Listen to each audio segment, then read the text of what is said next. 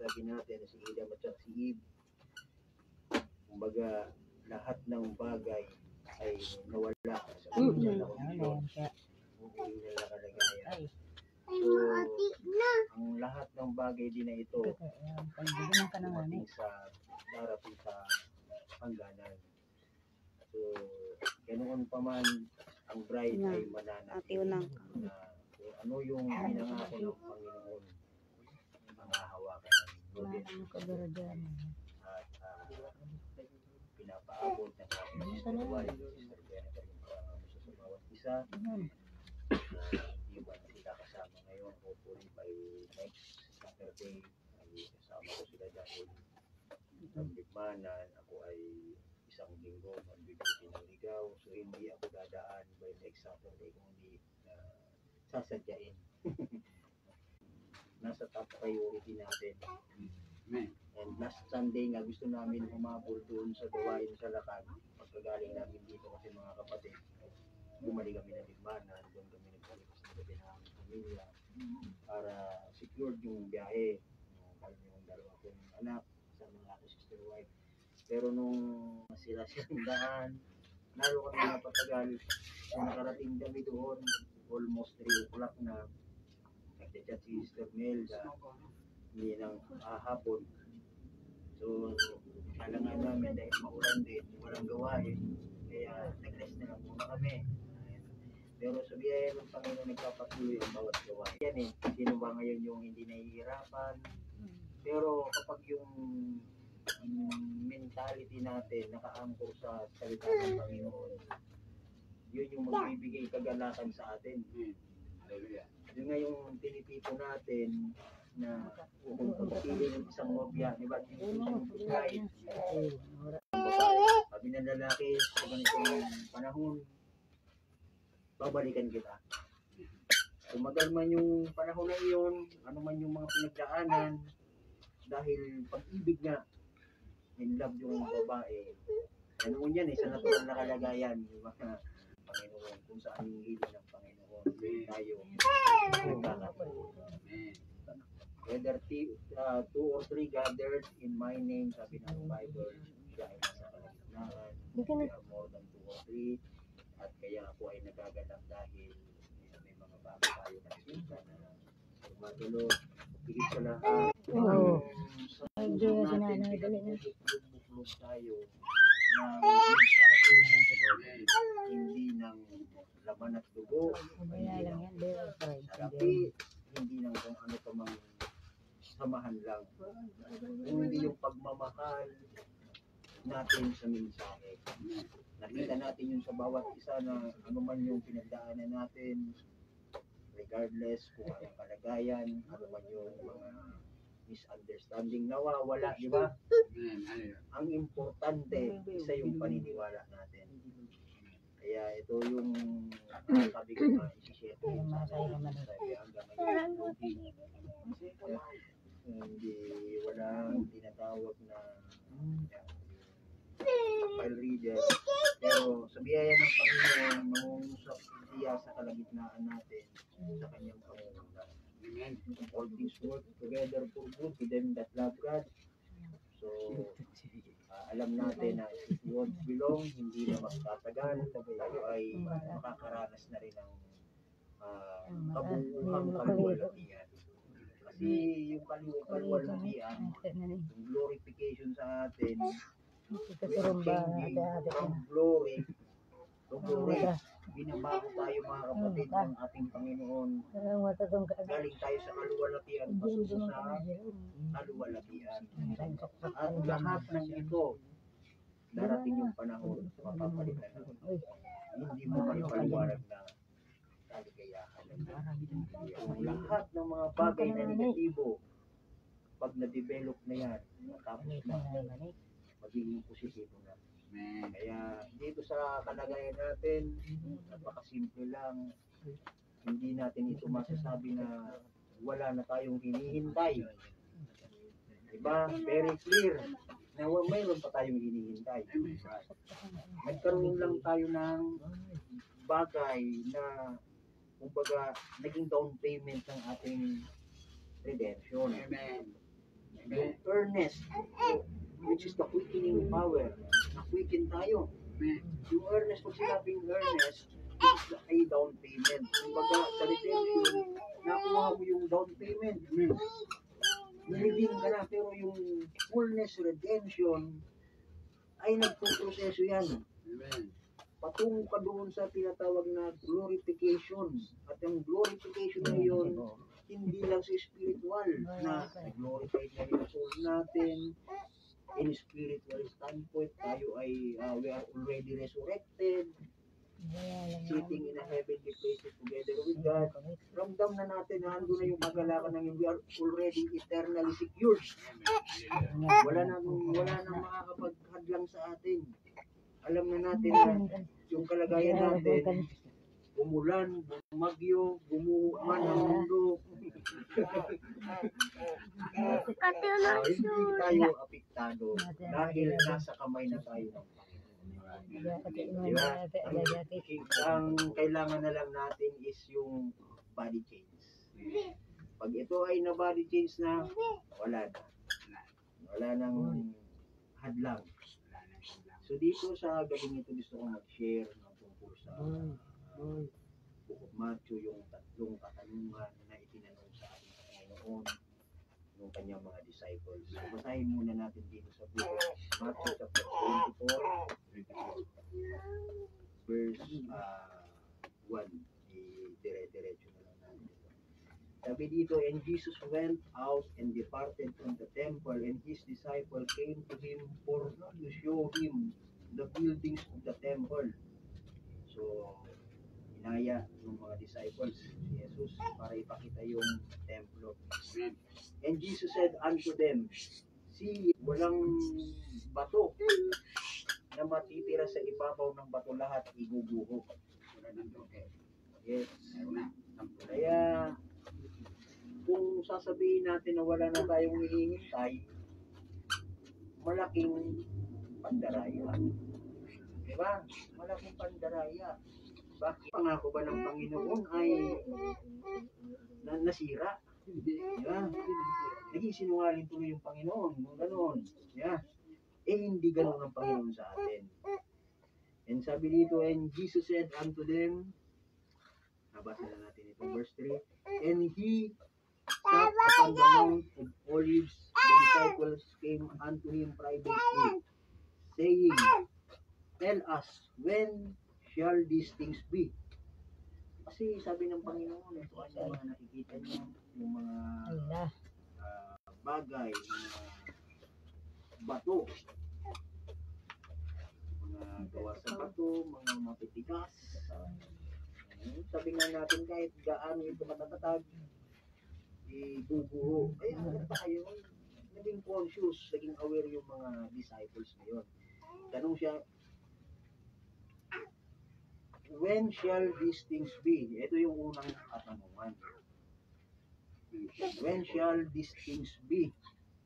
O sa madaling sabi, sabihin mo sa amin kailan mangyayari ang mga bagay na ito. Pangalawang tanong, and what shall be the sign of the coming? Pangatlong tanong, and of the end of the world. Sa Tagalog, yung tanong na yun sabi, sabihin mo sa amin kailan mangyayari ang mga bagay na ito at ano ang magiging tanda ng iyong pagparito at ng katapusan ng sanlibutan. So, yung mga tanong na iyon, sabi ng ating Panginoon, and Jesus answered and said unto them, take heed that no man deceive you. At sumagot si Jesus at sinabi sa kanila, mag-ingat kayo na huwag kayong may iligaw ni inuman. Ayun nga kanina, Brother Mark, nabasa ng scripture. We are living in the last days. And these last days, this is the most deceiving age. Ito yung pinakamapandayang mga kaarawan, mga kapanahunan, kung saan marami yung false, mga antikristo na sinasabi. Sabi dito, for many shall come in my name, saying, I am Christ, and shall deceive many. So sapagkat marami ang magsasip parito sa aking pangalan at magsasabi ako ang Kristo at ililigaw ang marami. And ye shall hear of wars, rumors of wars, that ye may be not troubled, for all these things must come to pass, but the end is not yet. Di ba, Brother Diego? May mga maririnig kayo na digmaan, mga alingaw-ngaw ng mga digmaan. Ingatan nyo na huwag kayong magulumihanan sapagkat kinakailangan ito'y mangyari. Datapwat hindi pa ang wakas. Amen. Now, self-interpreted yung Bible. Sa part na ito na napaka-literal na pangungusap, yung maririnig ng mga digmaan, alingaw-ngaw ng digmaan.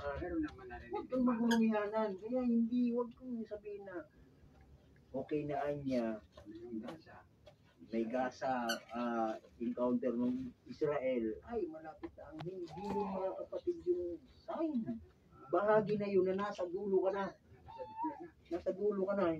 Kumbaga, yung world history will soon be over. O, nag-close na siya. Yeah. For nation shall rise against nation and kingdom against kingdom, and that there shall be famines in pestilences and earthquakes in diverse places. Last, ewan ko kung nakaraan na experience yun dito yung matinding pagsimba. Malaking lindol doon sa Libanon. So, pag nagiging madalas yung paglindol, it is the sign.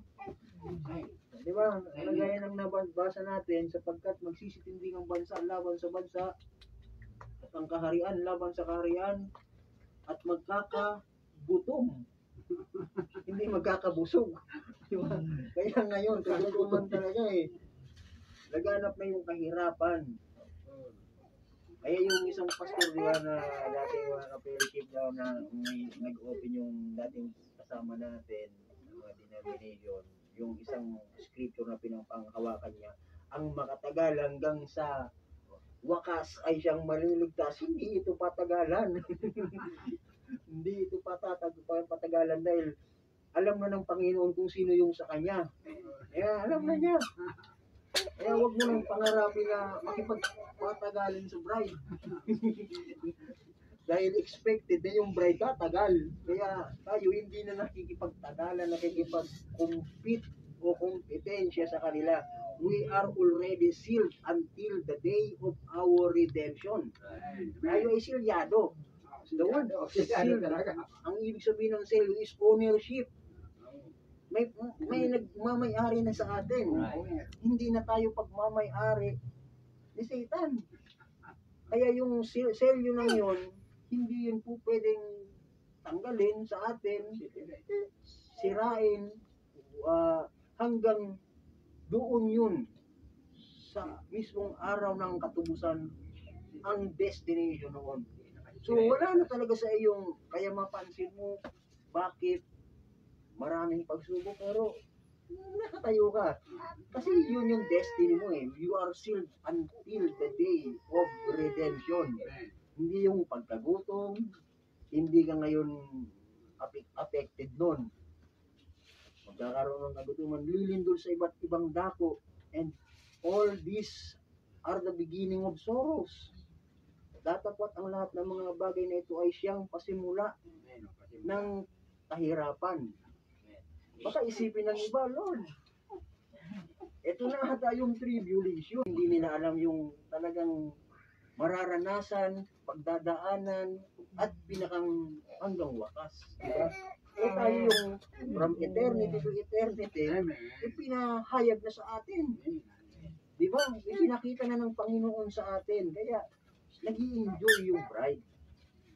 Hindi nagugulmihanan. Then shall they deliver you up to be afflicted and shall kill. Eh, nung panahon nung wala kang understanding sa message, hindi mo pa nakikita yung pure revelation, kapahayagan, pag nabanggit yung tribulation, takot na. Bakit? Yung mga pangangaral ng mga dating napapakinggan natin, ganito ano yung tribulation period, Gugu, wala kang mapagtaguan. Kailangan mo anyang magpa bagay Nandun na sa yan. dagat. Sa pasimula, hinayaan ka makaranas. Pero hindi Yan doon pa sa sin Manila. pinaka-climax. Pagkasinan Dahil ng bagyo na yan. what Iyo. is the purpose na mayroon rapture? Iyo. Yung rapture kasi yung Ano, magiging mga junction Pilipino of time yan. natin. Tama? Iyo. Sinabing junction of time, Hanggang sinan dalawang daan, di ba? Tompong. O, junction na daan. Sa Tompong. panahon naman, ito Kasama yung sa magiging Bamban. junction natin kung saan hindi tayo tutuloy. Sa daan, Nilagyan ko na tribulation period. Lampas ni Manila. Pagpaparating na, Masayang yung ka church doon, yung bride, aagawin na. Hindi pa paanhin tulutan ng bride. Ito yung tipo kung saan nung panahon ni Moses, yung lahat ng naniniwala kay nasaan yung bayan ng ating Panginoon, yung Israel, nasa magandang kalagayan. Ganun din yung bride. Hindi hiwalay ng Panginoon yan. Sabi dito, kung magkagayoy, verse 10, and then shall be many offended, and shall betray one another, and shall hate one another. Ang marami ay lalamig. Yung mga nakikita mo lang, Yan nagdadala. sa kapanahunan natin, sa panahon na ito, marami yung mga tao na lovers of pleasures more than lovers of God. Right. Naibigin sa salapi, they are high-minded, lovers of pleasures. Kaya, ang ating mga kapatid, yung pag-ibig natin, yung first love sa Panginoon, naandun pa rin. Hindi nagbabago. Kaya, ang mangyayari dito, sabi dito, but he that shall endure unto the end, the same shall be saved. In the flesh. Kung sino man yung mag-reject, the word made flesh, yung atonement yung nireject. Right. Yun yung magdidetermine ng destination ngayon. Napakapalad mo na ikaw na ngayon yung ikaw na yung atonement. Bakit? Hindi na dalawa. No longer na. Yung husband and wife or bride. Tapos, ikaw na ngayon yung nagiging last sign. Kanina yung tanong, ano yung magiging yung pagkakasabi nila, kailan ito magaganap? Diba? Yung mga bagay na yun, kailan yung kaganapan? Eh marami yung nag-claim na, tapos na. 1963, dumating lang natin. Pero hindi tayo bahagi ng sistema ng Laodicea. Hindi tayo doon. Kasi pag sinabing Laodicea, ito ay lukewarm church. Kaya tinawag yung bride. Sabi nga, the bride is cold. Malinaw. Bakit tinawag yung bride? Hindi po pwedeng manatili doon ang bride. Amen. Tinawag ang bride para magkaroon ng awakening time. Amen. Magkaroon ng revival. At yun ang revival ng yun yung nadala-dala ng seventh angel. At yung fullness ng yun, ipapanganak. Yung fullness na salita. Bakit? Yung pure word yun, dati, sa Alpha Age, sa umpisa, sa beginning, fullness na salita siya, pero nung dumating yung 7 church ages, pumasok yung total darkness na. Total blackout na. Kaya yung kalagayan ng dulo ng kapanahunan ay worst to worst condition. Ganun na kasama. Oo, ganun na katindi yung kasamaan. Kagaya ng mga sinabi, ito yung kasagutan. Kung kailan magaganap yung mga bagay na binanggit ng ating Panginoon. Dito yung sa huling kapanahunan. At mga natural, even yung mga heavenly sign, excuse me, hindi yung heavenly sign, kung hindi yung mga earthly sign, mga natural sign.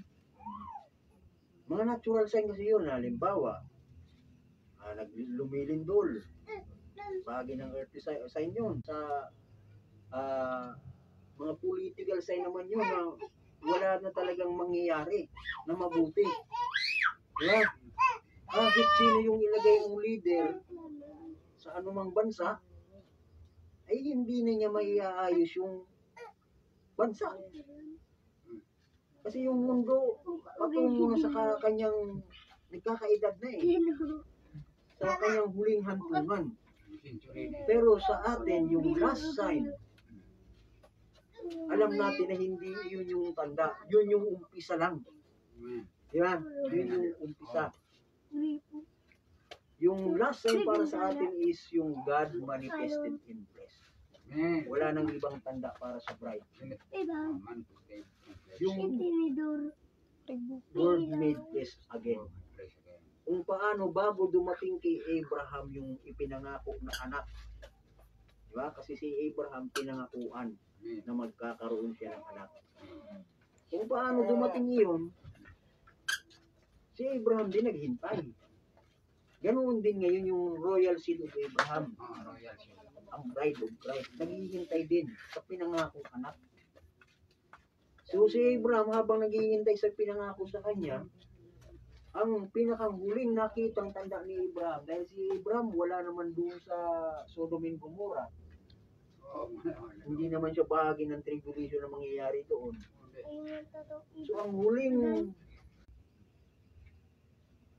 yung tao, yung sanlibutan 2,000 years ago o sa panahon ni Jesus, let's say panahon ni Jesus, naghihintay sila ng Messiah.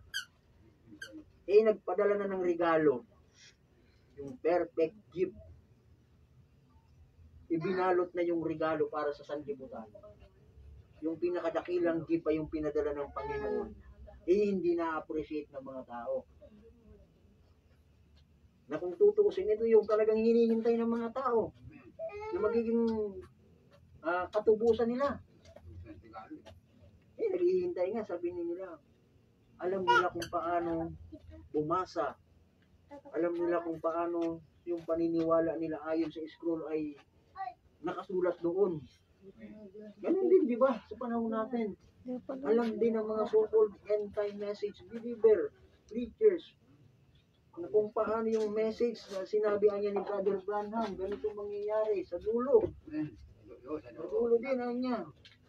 Pero yung mga tao nang yun, dahil sa pamamagitan doon pa niya sa high priest, kaya pas, no? Baka niya doon doon sa White House ipapanganak yung Messiah.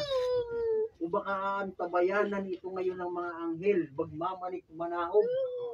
Dahil Messiah eh. So yun yung kanilang interpretasyon pagdadating yung Messiah. So ngayon, ibinalot ngayon yung, anong sabi ngayon sa kanila, ikaw, hindi ka naman anya Diyos. Diba? Kasi pag sinabing anak ng tao, o son of man, alam nila yun.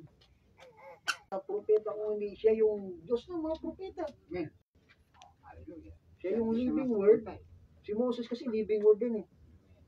Sa panahon niya kasi siya yung prophet. Pero nung dumating ang ating Panginoon, hindi lang yung basta tao. Diba? He is more than a man. Diyos yun, pero binalot sa simpleng pagkakabalot. Kaya yung nakikita ngayon ng tao ay hindi ito anya yung hinihintay natin. Di ganoon ngayon sa panahon din natin. Nasabi nga, sa huling mga kaarawan, ganoon yung magiging kaganapan sa kung paano ang anak ng tao mahahayag. Ano yung magiging kalagayan as it was in the days of Sodom. Diba? Ano yung kalagayan ng Sodom? Marami. Kung paano si Jesus nakita niya, ito anya tao ito. Di tuksuhin ko anya ito. Pero alam ng Panginoon, alam niya kung ano yung tayo niya. Siya ay salita, the beginning was the Word, and the Word was with God, and the Word was made flesh, and the Word was made flesh and dwell among us. Ganoon yung kalagayan niya. Ganon din tayo. Alam din natin na tayo ay salita. Sa pasimula, bahagi tayo. Nandun tayo. Part tayo ng bridegroom. Pinadalang regalo. Tayo naman yung pangalawang regalo na ipinadala. Tayo yung pinakang last sign na hinihintay. Pero hindi yan iintindihan. Ma-overlook yan ng mga religious people na yun yung inaabangan nila. Those people, sabi nga, bibira, worldly leader, kahit mapa US, mapa Russia, mga kung ano mga Japan, wala na yan eh. Hindi nila maiaayos yung mga bagay na pilit na gumugulo. Kahit gusto nilang magkaisa, magkakaroon pa rin ng hidwaan. Hindi yan magkakaisa. Sa umpisa, may peace covenant. Nakapropesiya yan na yan sa Biblia na darating yung panahon, pag yung covenant lang yun tinanggal, they will be hunted like a dogs. Sila ay papatayin, uusigin na parang mga aso. Sila ngayon ay magiging sakripisyo. Bakit? Yun yung consequence na hindi nila na-recognize o tinanggap ng Hudyo yung Messiah nila. Pero sa ganong kaparaanan, yun ay purpose talaga ng Panginoon para yung grace of God mabaling, mapunta sa Gentile. Dahil kung hindi nagkaganoon, wala yung Gentile. Walang bride na Gentile. Diba? Kaya God blinded Israel. So, hindi pa tapos yung kwento ng Israel. Hindi pa tapos. Yung sa kanila, kung gusto mong gano'n yung maging tanda mo, mag-aantay ka ng tribulation period. Kaya kung yung mga ganoong paniniwala na antayin mo pa na makipag-gira si Israel, di ba? Girahin ng iba't ibang bansa, okay yan, beginning pa lang. Habang nabanggit kanina ng binasa natin, it is just the beginning. At sa beginning, nakikita pa rin natin. Pero yung ending, ay ayaw ko na ayaw ko nang umabot doon sa kalagitnaan man lang. Hanggang doon lang, sa papasok pa lang doon. Diba? Doon ngayon ako sa junction. Na kung saan ang inaasahan ko, ay ako ay aagawin ng Panginoon. Yun yung tanda. What shall be the sign of thy coming? So yung 1963 mga kapatid, na coming of the Lord, it is the sign of thy coming. Hindi mismo yung pinakang coming na literal. So to be clear, hindi yun yung coming na literal coming ng Panginoon na rapture. Position din niya na bahagi yan ng rapture as a process. Pero isang bagay na sigurado yung 1963 coming of God, yun yung full word na birth natin. Na dumating, sabi nga, ito yung tinatawag na nagkaroon ng changing of dispensation. Ito yung naging junction pagdating sa dispensational change. Bakit? From partiality, partial age, tayo ay nagkaroon ng tinatawag na experience na napunta sa new field that we never know before. Paano yung i-break natin sa gabing ito? Pag sinabi kasi new field, hindi natin dati ito nararanasan pa. Hindi natin dati alam. Pero nung dumating yung time, 1963, si Brother Branham noon para dalhin, ipahayag yung mga tinatawag na mystery. Diba? At doon tayo ngayon dinala sa tinatawag na new. Bakit? Hindi yung dati. Yung dati kasi, ang alam lang nila, Di ba yung alam lang nila, yung rapture, parang si Superman anya. Kaya pag ngayon, pag naniniwala ka ng second coming, nababalik pa ang Panginoon, iniisip ngayon ng mga ayaw ng second coming literally, ano ba anya yung hinihintay nyo, yung parang si Superman na lilipad? Ganoon yung kasi yung interpretation nila about rapture before. So hindi natin sila masisisi. Pero ang rapture mga kapatid para sa atin, hindi yung nag-change ka from glory to glory. Yung mayroon kang quickening power deep in your heart. Sa kaloob-looban mo, na-change ka na. Pero yung changing ng yun, nagpuproseso na hanggang labas. Hindi po pwedeng loob lang eh. At ibabasura mo ito, sabi nga ng prophet, you cannot annihilate anything that is spoken word by God. Ibig sabihin ito, even this flesh na tinatawag natin earthly body, made of flesh and blood, aalisin lang dito yung curse. Diba? Pero yung 16 elements, bahagi yan ang tinatawag ng spoken word by God. Bakit? Nung sinabi ng Panginoon, let there be, bahagi yun. Binorm ngayon yung from the dust of the earth, yung katawan ni Adam, ganoon din yung mga katawan natin, ganoon yung elemento. So, bahagi ng spoken word yun ng Panginoon. Kaya hindi mo po pwede i-annihilate. Right. Ang kailangan, i-develop uli yung kung paano ito ma-materialize sa kaisipan ng Panginoon. Right. Sa tinatawag na God's Great Gallery. Sa kaisipan kasi ng Panginoon, you are already perfect. Perfect ka. Walang wrinkles, walang old age. Wala yan. Na, ngayon, Brother Maki, evidence na hindi ka pa-glorified body, nagkukulubot yung mga balat natin. Hindi pa yan glorified. May glorified body bang kulubot? Yan. Ano pa man yung magiging papel natin, walang kalugian. Even yung dead, parang minsan nagiging scarecrow. Para sa iba, totally scarecrow yan. Pero sa atin, it is an open door. Bakit? Open door yan. Bakit? Malalaman mo na pag na-finish ka na ng kontrata mo sa lupa bilang earthly man, yung ganoong ulam, di ang nangyayari, ay, bed na ano yung asawa ko. Ano lang ano parati. Pero wala tayo magawa dahil kung gawa ng kakulangan.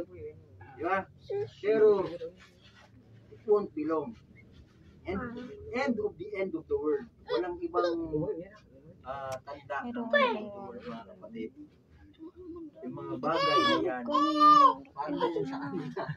Basta sa atin, in the air, at hindi yung mangyayari sa ganitong kalagayan. Sabi nga ng ating propetang pinapaniwalaan, this flesh, mabigat eh.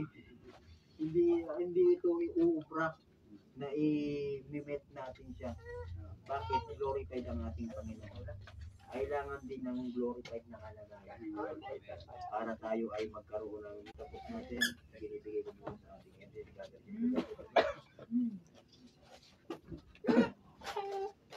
Amen. Hallelujah. Ang Diyos at tunay nga na sa kanyang pagbabalik, sabi niya, tayo ay maabutan na gising, buhay, hindi natutulog at may inaantay. Salamat sa kanya dahil tayo nga ay tunay na mga lingkod at binhi ng Diyos. Kung saan tayo galing, sa Diyos tayo galing, sa Diyos tayo babalik. Pagkat tayo ay sa Diyos nga nanggaling. At sa gabing ito, napakabuti ng Diyos sa atin na tayo ay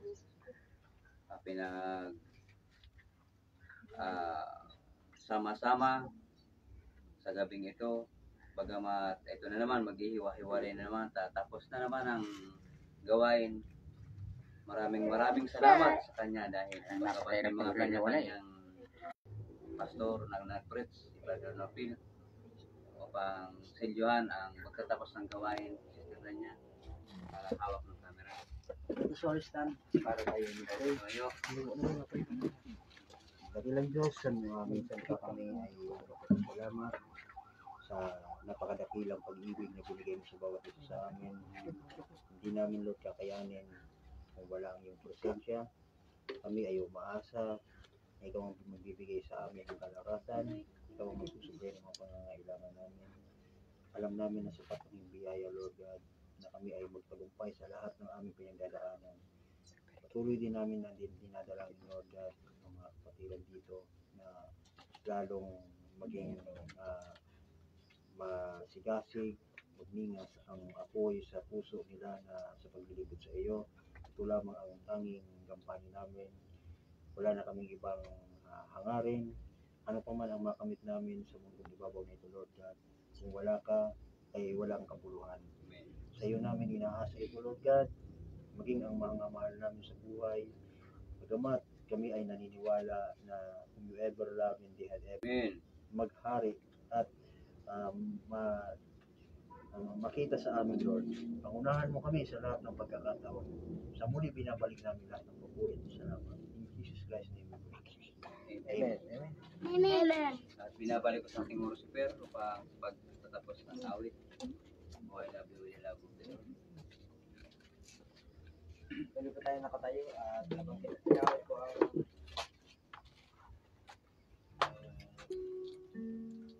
Awit mo sa buhay. I love you with the love of the Lord. Tayo po'y magkamayan. I love you with the love of the Lord. Yes, I love you with the love of the Lord. I can see and so I love my